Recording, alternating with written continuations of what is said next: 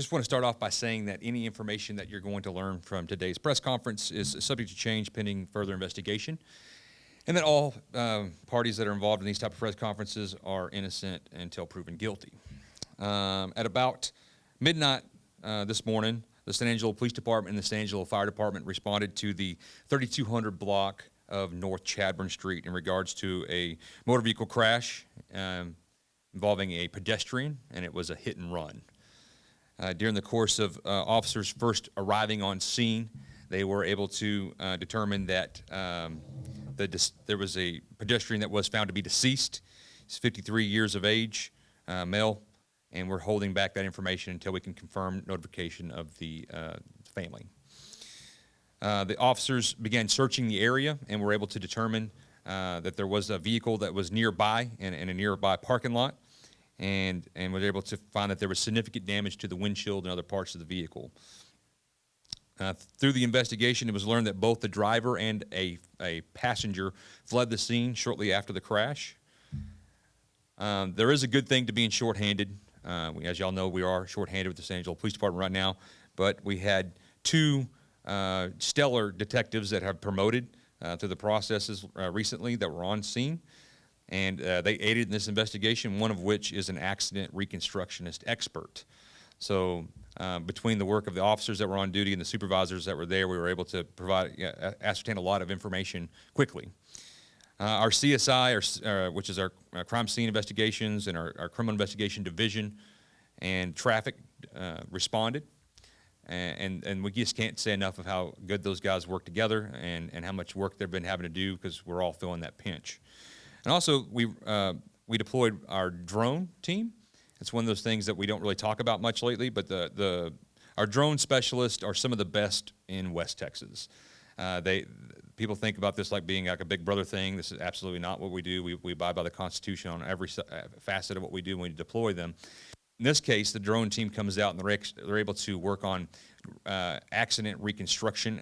They take a crime scene, and in this case, it was pretty broad, and is able to make that into a 3D model. And it doesn't matter if it's day or not, and these guys have some of the best tools and abilities out there. So I just thank you for those guys. I can't say enough about the team aspect that we're seeing. People are coming together and working diligently through this process. Our CID responded with multiple detectives, and they were able to identify the suspect and the involved passenger. We're able to establish probable cause for a warrant. And right now we hold a warrant for Andrea Mendoza. She's 19 years of age, from San Angelo, Hispanic female. And that warrant is for a collision involving death, which is a second-degree felony. At this time, for the help of the public, that if you know Andrea, and this is a picture that you will also be sent to you on a paper copy, but we're looking for Mrs. Mendoza. So if anybody knows any information about her whereabouts, and we ask that you contact Crime Stoppers. That's at 658-HELP. That's to remain anonymous. Also, you can download the P3 app off of your app store, and you can provide a tip on that platform. If you do not want to remain anonymous, you can contact our San Angelo Police Department dispatch. That's at 657-4315, if you know the whereabouts of Andrea. And Andrea, if you're listening right now, if you're watching this video, I ask that you turn yourself in. I know that this is a scary deal, and you're 19 years old. I ask that you turn yourself in. There's due process, and there's a life past this.